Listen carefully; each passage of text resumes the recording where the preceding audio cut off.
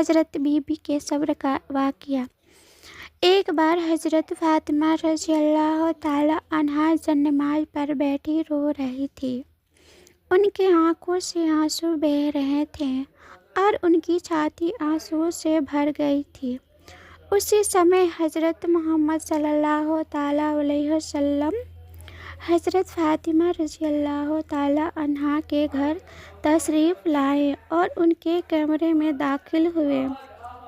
انہوں نے دیکھا فاطمہ رضی اللہ تعالی عنہا نماز پر بیٹھ کر زور زور سے رو رہی تھی۔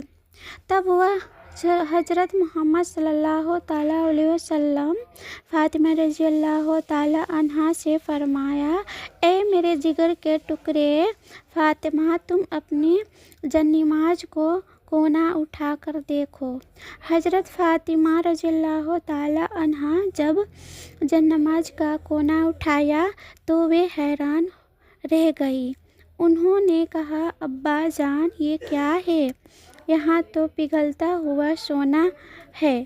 تب حضرت محمد صلی اللہ تعالی علیہ وسلم نے فرمایا، بیٹی، جتنا سونا چاہو اٹھا لو اور اسے اپنی ضرورت کے لیے استعمال کرو۔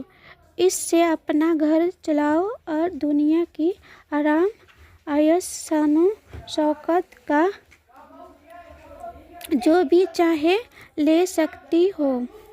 لیکن یاد رکھنا، دنیا کی سکھ سویدھا ایک آرام ہے، جبکہ آخرت پری کی سکھ شانتی ہمیشہ کے لیے ہے۔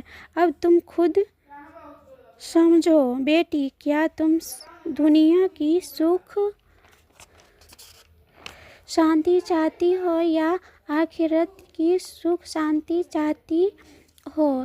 حضرت محمد صلی اللہ تعالی علیہ وسلم کی یہ بات سن کر حضرت فاطمہ رضی اللہ تعالی عنہا نماز کا کونا چھوڑ دیا اور نبی جی سے کہا، ابا جان، مجھے دنیا کی سکھ شانتی کی کوئی ضرورت نہیں ہے، میں تو آخرت کی سکھ شانتی کے پیچھے دوڑنا چاہتی ہوں۔